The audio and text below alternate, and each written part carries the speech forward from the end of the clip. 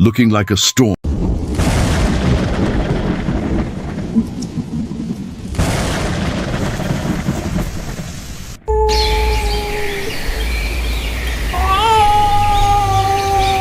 A long time ago, in the great kingdom of Egoda, there lived a young boy called Obika. Obika was the only son of the great warrior, Chief Nwokolo. Everyone in Egoda loved Obika. He was kind, handsome, and brave. His father believed he would one day become the next leader of Egoda. The land of Egoda was beautiful, full of green trees, wide rivers, and golden sun. But beneath the beauty, there was a secret, a very old curse. Many years ago, the people of Egoda had wronged a powerful priestess. In her anger, she placed a curse on the land. One day, a man will carry a child. And until he suffers, Egoda will know no peace. Over time, the people forgot the curse. But curses do not forget. The problem begins. On Obika's 18th birthday, a strange thing happened. That night, the moon turned blood red. The animals cried in fear. And Obika fell sick. At first, everyone thought it was just fever. But after many days, Obika's body began to change. His stomach started growing, just like a pregnant woman's. The village healers were shocked. They whispered behind closed doors. "This is not fever," said the oldest healer. "This is the curse." When Obika's father heard it, he became angry. "My son, a pregnant boy. Impossible," he shouted. But when he went home and saw Obika, he fell on the floor and wept. The news spread through Egoda like wildfire. People pointed fingers. Some said Obika was evil. Others said he was a bad omen. Obika stayed in his hut, crying every night. He was scared. He was ashamed. He did not understand why this was happening to him. Days turned into weeks. Obika's belly grew bigger and bigger. He could not hide it anymore. The boys he used to play wrestling with now avoided him. The girls who once admired him now laughed behind his back. Even small children pointed at him and said, "Look, the boy who carries a baby." Obika stopped going out. He stopped eating. He cried alone in his room, talking to his dead mother's picture. "Mama, why is this happening to me?" he whispered. His father, Chief Nwokolo, was broken. He tried everything. He called healers from far villages. He made sacrifices to the gods. But nothing worked. One night, an old woman came to their compound. Her back was bent, and her hair was as white as cotton. She knocked on the door and said, "If you want to break this curse, Obika must go to the forest of tears." Everyone was afraid of that forest. It was said that spirits lived there, spirits that could either bless you or destroy you. But Obika was tired of the shame.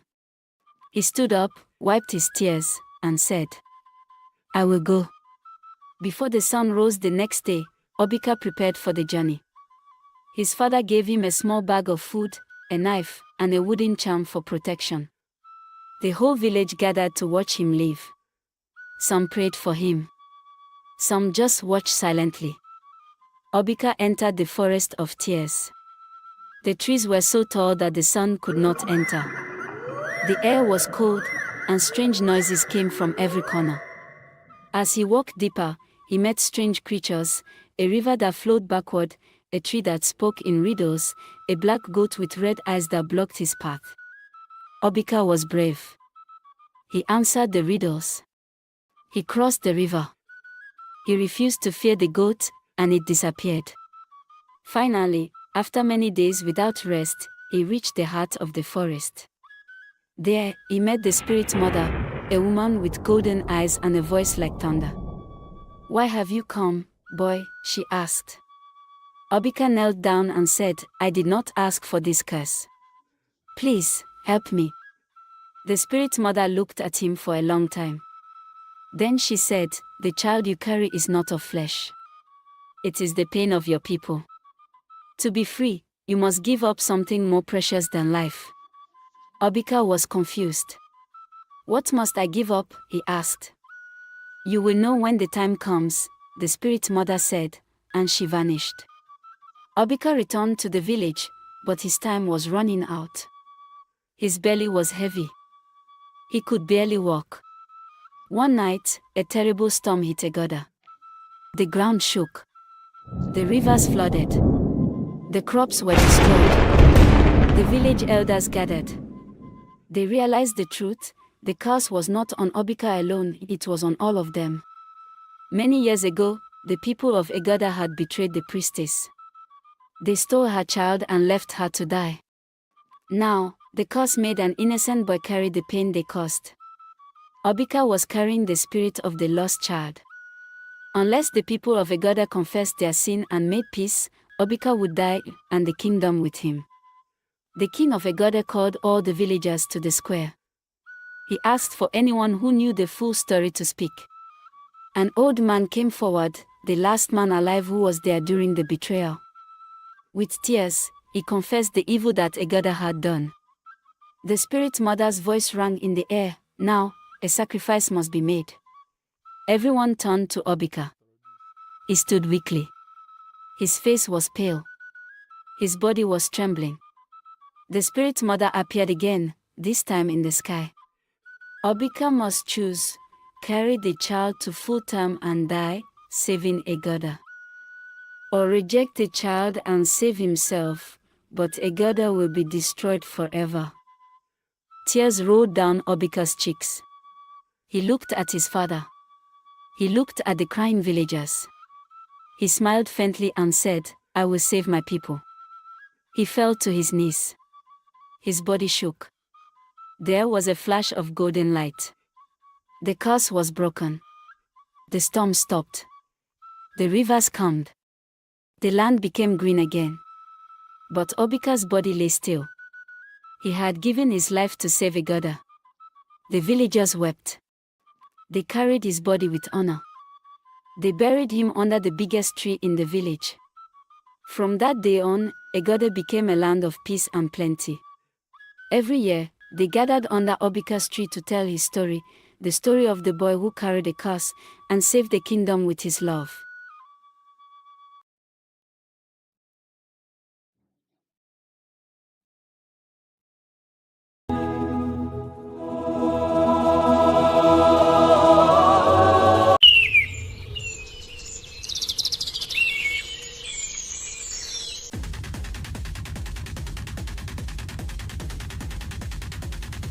Long ago, in the village of Okokoma, the people lived by tradition. Every year, they celebrated the festival of purity, a time to honor the gods with a virgin girl, dressed in white, to lead the dance of blessing. This year, the festival begins as usual. The young girls line up. The high priest, Dibia Yugo, walks among them, holding a white feather. He stops. He steps back slowly. He raises his hand and shouts. The gods have refused. There is no virgin in the land. Silence. People gasp. Women begin to murmur. Men look at their daughters in shame and confusion. Cut to Chief Agaba sitting on his royal stool, his face full of shock. Chief Agaba, this has never happened before. What is this evil? The priest drops the white feather and walks away in sorrow. The festival ends in confusion. Women are crying in their homes. Men are angry, whispering in corners. Elders call for an emergency meeting at the village square. Elder Obi, if truly there is no virgin, then a curse is upon us. Mama Ik, something is wrong. In my youth, girls kept themselves until marriage. What changed? Cut to young girls hiding in shame. Edeora, 18, walks slowly to her mother, tears in her eyes. Edeora, Mama, am I cursed too? I have done nothing wrong. Her mother, sighing, Child, we don't know what this is yet. Inside a dark hut with smoke and herbs, Dibia Yugo speaks to the chief. Dibia Yugo, the gods are angry. This is not just about girls. A hidden sin is in our land. A secret no one dares to speak. Chief Agaba, then speak it, Dibia. Dibia, the spirit of the sacred grove must be consulted. That night, Dibia disappears into the forest. In the middle of the sacred grove, Dibia kneels. A strange wind blows. A female spirit voice speaks. Spirit, Okokoma has buried a truth. Until it is uncovered, no daughter will be pure, and no womb shall carry peace. Dibia, what truth, O spirit? Spirit, ask your elders. Ask the women. The land remembers even what humans try to forget. The next morning, Dibia returns with a pale face. Edeora, confused and restless, begins asking questions. Edeora, why are the girls not virgins? Are they lying? Or is something being hidden? She speaks to her friends, F and Njidika. They cry as they confess in secret. Njidika, many of us were touched by uncles, by neighbors, even by our own fathers. F, we were told to keep quiet. That no one would believe us. Edeora is shocked. Her hands shake. She begins writing names in a notebook. Edeora takes a list to Mama Ik, the oldest woman in the land. Edeora, Mama, tell me the truth. Why are our daughters broken? Mama Ik, looking away, child, this wound is older than you. Long ago, a war happened in this village. And with it came great shame. Flashback begins. We see a younger Mama Ik during a time of war. Men came back from war angry, violent. Women were silenced. Young girls were taken in the night. The elders hid the truth to protect the name of the village. Mama Ik, voice trembling, we did not protect our daughters. We covered the shame. And now it has returned. Edeora begins to read the names from her notebook. One by one, people begin to weep. Some girls nod silently, their pain finally seen. Chief Agaba calls for a council of elders and women. Chief Agaba, we must confess our part. The gods will not return until we clean our land with truth. Dibia Yugo, we must perform the cleansing ritual, but it must be led by one who carries truth without fear. All, Edeora. At midnight, by the sacred river, the villagers gather. Edeora, dressed in white, walks slowly to the riverbank. The spirit of the grove appears again, this time visible only to her. Spirit, you have spoken truth. Now let the land heal. Edeora pours sacred oil into the river. The girls step into the water. Each one is given a white cloth, a symbol of their freedom, not shame. Thunder rumbles. Rain falls, soft and cleansing. The land breathes again. The next day, the sun rises over Okokoma. The village is quiet but peaceful. Dibia steps forward with a feather. He walks among the girls. The feather remains white. Dibia, smiling, the gods have accepted. A year later, the festival of purity returns. This time, it's renamed the Festival of Truth. Chief Agaba, we no longer celebrate silence. We honor courage. We bless our daughters. And we vow to protect them. Edeora is crowned the daughter of the new dawn. Drums beat. Girls dance freely. Mothers clap. Fathers bow in respect. In the land where shame once ruled, truth rose like the morning sun. Let every village hear this story. The land is only pure when its daughters are safe. Fade out to drum beats and joyful singing.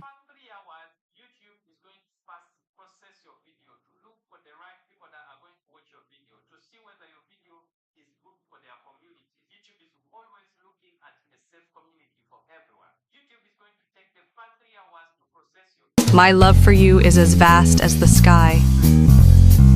You are the missing piece of my heart. I love you more than words can say.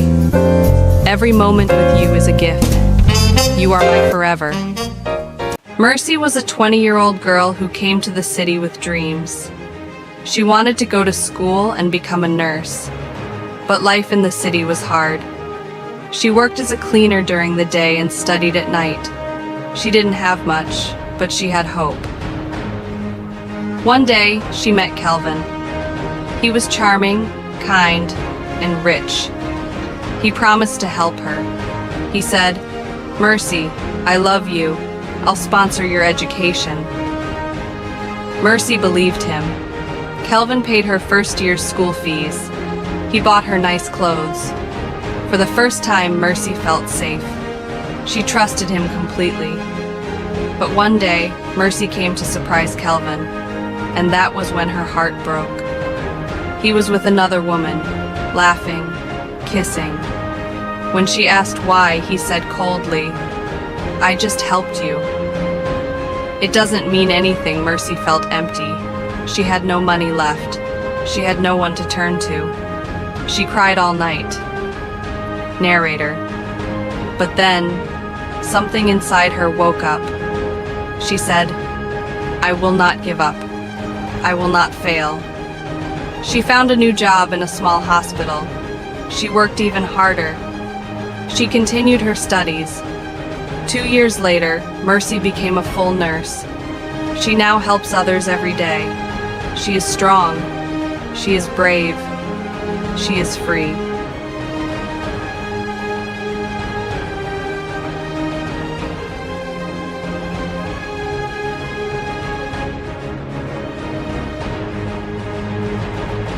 Different than streaming to Twitch and Kick. So let's fix that with 5 different streaming platforms so that you can start growing your YouTube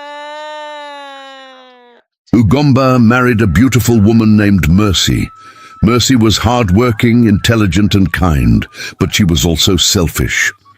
She did not want Ugomba to spend money or buy gifts for anyone but her. One day, Ugomba decided to surprise Mercy's mother. Ugomba woke early that morning with a smile. Today, he planned a surprise for Mercy's mother. He poured fresh coffee, then called Mercy into the living room. "Mercy," he said, holding out a thick envelope, "I have money for you. Please, go to the market and buy a large sum of money," and asked her to buy food items for Mother. Mercy took the envelope and frowned. She counted the bills once, then twice. "All this?" she asked. "Yes," Ugomba said. "Buy good things, rice, oil, beans, whatever she likes." Mercy tucked the money into her purse and left.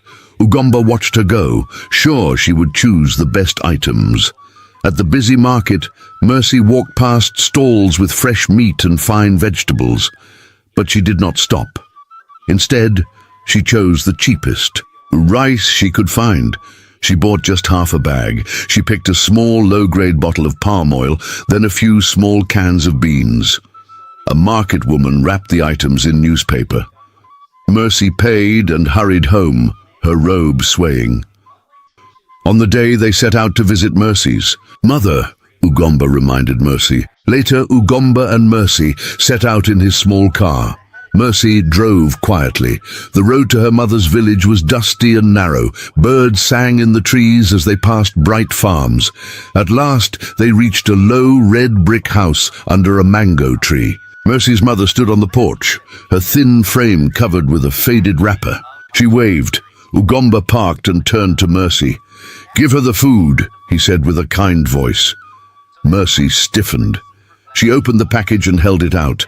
Her mother's eyes moved over the small bag of rice and the little bottle of oil. "No!" Mercy cried. She threw the rice onto the ground where grains scattered. "How could you give Mum these cheap things?" Mercy's mother sank back against the wall. Ugomba's face grew calm, but firm. "I gave Mercy enough money to buy good food," he said. "She chose this instead." Mercy's cheeks burned with shame. She sank to her knees, gathering the spilled rice in her hands. Tears rolled down her face. Ugomba stepped forward and gently lifted Mercy to her feet. "It is not too late," he said softly. "Let us go back to the market." Mercy nodded, her eyes still wet. Mercy's mother watched them in silence, hope and pain in her gaze. As they drove away, Mercy sat quietly beside Ugomba. The road home felt long and heavy. Mercy held the cheap bag of food on her lap, her heart heavier still. Mercy stayed silent as Ugomba drove back to the market. The sun hung low, and orange light filled the car. Mercy's heart pounded with shame. She kept her eyes on the small bag of rice in her lap. "Mercy," Ugomba said softly, "I know you love your mother. Tell me why you chose the cheap food." Mercy swallowed hard. She thought of the last time she saw her mother. Her mother had struggled to feed the family after Mercy's father died. Mercy remembered the empty plates and hungry nights. Money was always scarce. I was afraid," Mercy whispered. "All my life, I watched my mother borrow and go without. I promised myself I would never see her suffer again. I wanted to save some money for us." Ugomba's eyes filled with hurt. "But you saved on her back," he said. "You hurt her feelings." Mercy bit her lip and looked away. She saw the doubt in Ugomba's kind face. She felt tears come again. At the market, they stopped at the stall with brown rice and nice palm oil. Mercy paid without a word. Ugomba watched her closely as she chose 2 full bags of rice and a big tin of oil. She even added fresh tomatoes and yams. As they left, Mercy reached out and took Ugomba's hand. "I'm sorry," she said. "I was wrong." Ugomba squeezed her hand. "Thank you for trying to fix this," he replied. They drove on in silence until Mercy spoke again. "Ugomba, there is something I have not told you." Ugomba glanced at her. "What is it?" Mercy's voice trembled. "Before I met you, I lost my job. I sold my small shop to pay my mother's debts. I had no money left. I felt ashamed and helpless." Ugomba reached over and brushed a strand of hair from her face. "You did what you had to do," he said, "but you don't have to carry that shame alone." Mercy let out a shaky breath. "I should have told you sooner." Ugomba nodded. "We face hard things together," he said. "Always." Mercy leaned her head on his shoulder. The car moved through the evening light. Mercy felt a small hope in her heart, that maybe with Ugomba she could learn to share and trust again. The car rolled on as twilight faded into night. Mercy pressed her forehead against the cool window, staring at passing shadows. After a while, Mercy spoke quietly. "I need time with my mother tonight." Ugomba nodded, though his voice trembled. "If that will help you." He dropped her off at her mother's house. Mercy's mother gave her a gentle hug, but Mercy could not smile. Mercy climbed the worn steps and closed the door softly. Ugomba continued to his own home. On the way, he called his sister Ada. He told her what had happened. Ada listened and offered comfort, but Ugomba's heart ached. He missed Mercy's laugh, her warm hand in his. At Mercy's mother's small kitchen, Mercy sat by the stove but could not eat. She thought of how she had held Ugomba's money too close, how her fear had hurt the ones she loved most. She wrapped her arms around herself and cried quietly. That night they lay in separate rooms. Mercy stared at the ceiling, haunted by shame. Ugomba sat on the edge of their bed, feeling lost. He remembered their wedding day, how Mercy's eyes shone with hope. Before sleep took him, Ugomba whispered into the dark, "I love you, Mercy. I hope we find our way back." And Mercy, in her own room, thought the same. Ugomba woke before sunrise the next morning. Light slipped through the curtains as he sat by the window with a cup of tea. He thought of Mercy, her bright smile, her quick laugh, and the pain in her eyes now. He decided to visit his family for advice. He drove to his sister Ada's house. Ada greeted him with warm tea and grilled fish. They sat in her small living room under a single light bulb. "Ada," Ugomba began, "I love Mercy more than anything. But I hurt her and she hurt her mother. I don't know how to fix this." Ada nodded. "Marriage is like a garden," she said. "You must water it every day. Sometimes there are weeds, like fear or selfishness. You pull them out together." Ugomba sighed. But what if she resists? What if she cannot trust me with her pain? Ada reached across and squeezed his hand. Show her you understand. Listen more, talk less. Share your own fears. Ugomba thought of his own life before Mercy. He remembered the long hours he worked to save money for their wedding. He remembered, feeling proud when Mercy said his small gifts were the best she ever received. I will try, he said softly. I will speak to her tonight. He finished his tea and thanked Ada. On his drive home, he passed fields of green yams and corn. Birds called in the trees. Ugomba felt hope stir in his chest. When he reached home, Mercy was already there. She sat on the porch, holding a small cup of tea. Ugomba stepped onto the veranda and sat beside her. I visited Ada today, he said. She reminded me that we must pull weeds together. Mercy looked at him with tired eyes. I'm sorry, she whispered. I was afraid to show my pain. Ugomba put his arm around her. I'm sorry too, he said. I will listen. Tonight, tell me everything. Mercy leaned into him. Under the early morning sky, they sat quietly, two hearts ready to heal. That afternoon, Mercy walked to the riverbank where she and Ugomba once laughed together. She carried a small notebook and pen. She sat on a smooth rock and opened it to a blank page. Her thoughts rushed back. The pride that stopped her from asking for help, the fear that made her hide her old debts, and the selfish choice at the market. Tears fell onto the page as she wrote, I wasted his kindness. I hurt my mother. I almost lost him. Mercy closed her eyes and drew deep breaths. She remembered when Ugomba first surprised her with flowers, how he had said, I love you more than anything. She felt the weight of her regret. She decided to make things right. First, she would confess everything to Ugomba. Second, she would repay the money she kept. Third, she would find a way to help her mother beyond food. On her way home, Mercy stopped by a small tailoring shop. She entered shyly. The seamstress, Mrs. Eve, smiled. Mercy handed her a few bills. Will you make 2 simple wrappers? Mercy asked. One for my mother and one for me. I want to surprise her. Mrs. Eve nodded. I will finish them by tomorrow. Relief and hope filled Mercy's heart. She whispered, thank you, and left. That evening, at home, Ugomba found Mercy in their bedroom, folding old clothes. She looked up, her eyes red but determined. I asked Mrs. Eve for new wrappers, Mercy said softly. I want to give them to my mother, and you too. I'm sorry for everything. Ugomba rose and gently took her hands. Your regret shows your love, he said. We will move forward together. Mercy nodded, a small smile breaking through. For the first time in days, she felt at peace. Early the next morning, Mercy and Ugomba set out for Mercy's mother's house. Mercy carried a small gift bag with the new wrappers and some fresh yams.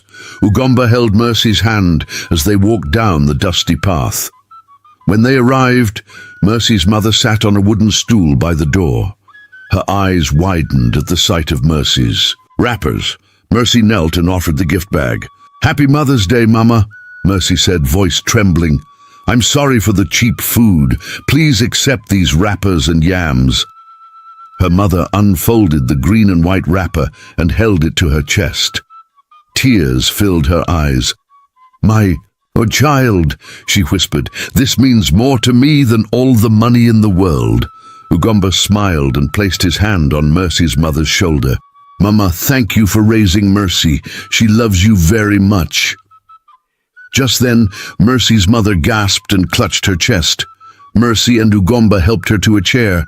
She looked pale and weak. I'm fine, she said, but her voice shook. Mercy knelt beside her and felt her mother's forehead. It was hot. Ugomba frowned. I think we must take her to the clinic, he said. Mercy nodded, fear in her eyes. They helped Mercy's mother into the car. Mercy sat in the front seat, holding her mother's hand. Ugomba drove fast but carefully, praying under his breath. At the small clinic in town, a nurse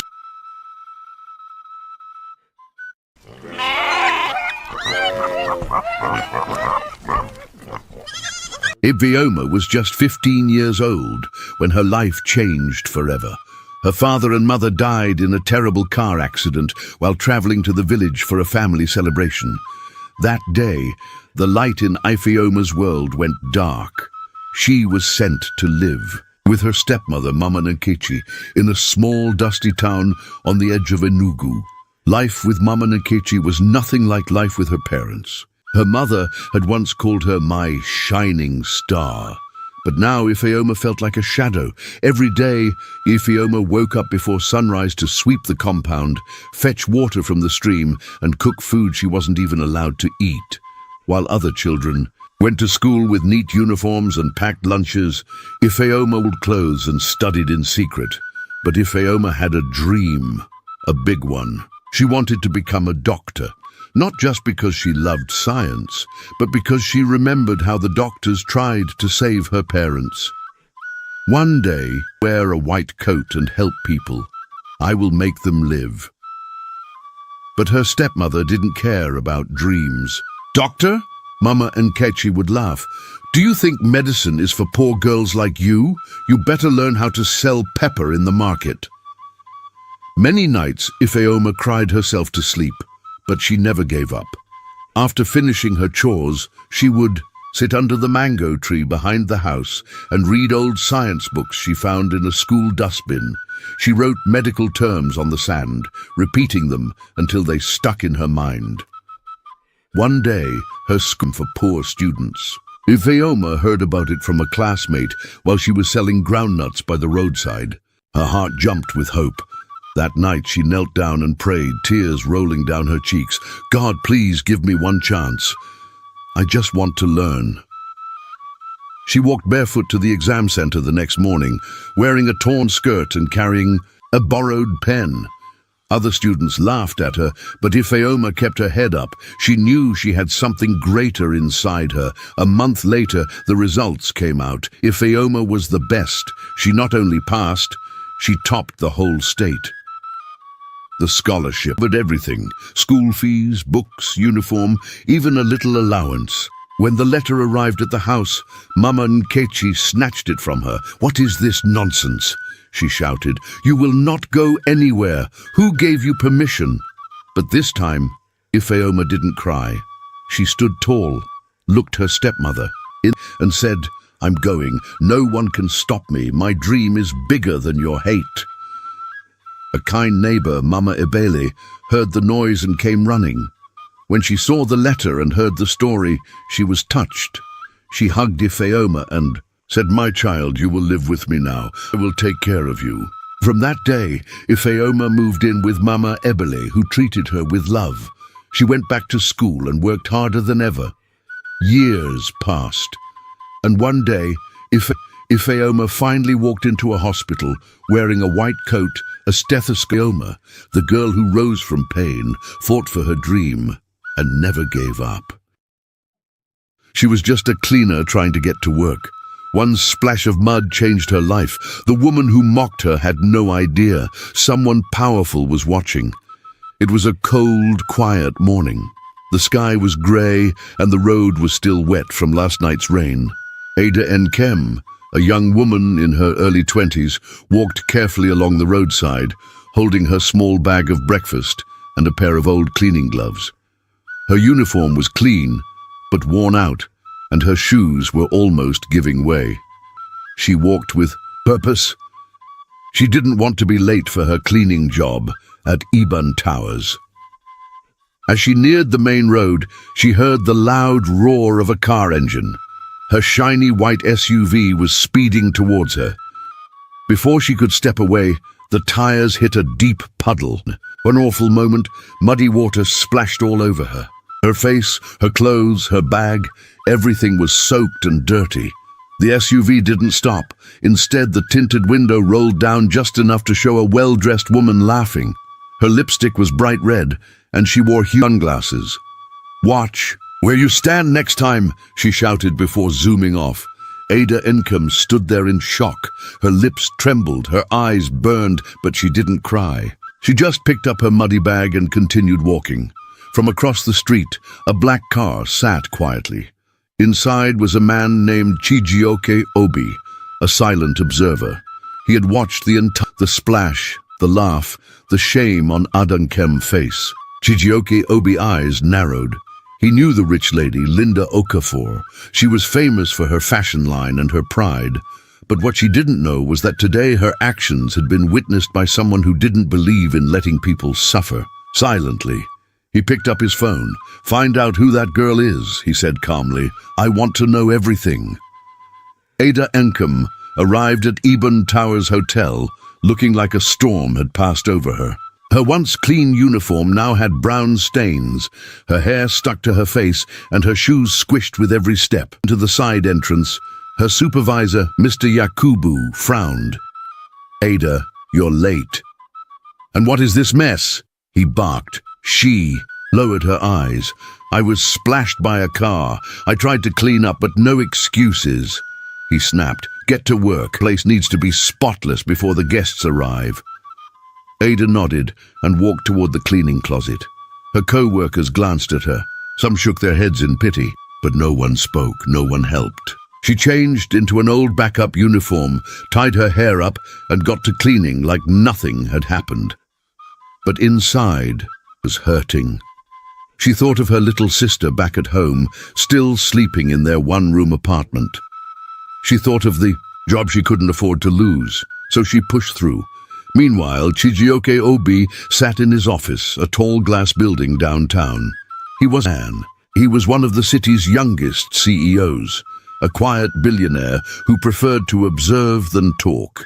His assistant brought in the file he requested.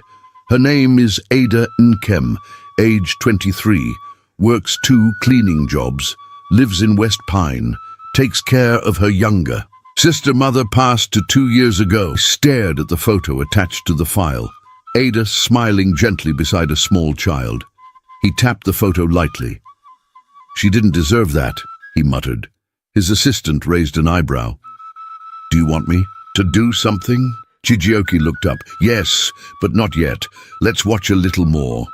Linda stood in front of a mirror inside her luxury penthouse, adjusting her gold necklace. Her phone buzzed non-stop. Messages from fans, stylists, and brand partners. She was one of the city's most followed fashion influencers and daughter of a real estate mogul. She smiled at her reflection, proud and perfect. "That girl was standing too close to the road," she said, sipping her green smoothie. "She should be grateful. I didn't drive over her toes." Her assistant, Tari, gave a nervous chuckle. "Yeah, sure." Linda never looked back. She believed life was about winners and was born to win. But across town, Ada's day was dragging. Every time she bent down to mop her dust, her backyard. Still, she kept her chin up and whispered small prayers to herself. One more day. Just get through today. Around noon, she went behind the building to eat her small lunch, a piece of bread and bottled water. She sat alone on a crate, her fingers trembling as she unwrapped the food. Then a man walked past the hotel entrance and stopped. It was Chijioke, dressed